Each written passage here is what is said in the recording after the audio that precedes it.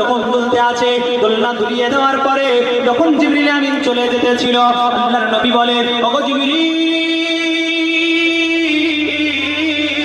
তুমি যাও না, যাও না, যাও না, তুমি তাড়াতাড়ি যাও না, আমি হলাম ইনসাফকারী নবী, কারণ আমার পাশে আমার দুধ ভাই দোলনাতে রয়েছে, আমার দোলনা দুলবে আর আমার দুধ ভাইয়ের দোলনা বন্ধ থাকবে, এটা আমি নবী আমার কাছে ভালো না। ওগো জিবরিল তুমি তাড়াতাড়ি করে আমার ভাইয়ের দোলনাটা দুলিয়ে দাও। হযরতে জিবরিল আমিন বলেন, ইয়া রাসূলুল্লাহ, ইয়া হাবিবাল্লাহ, নবী গো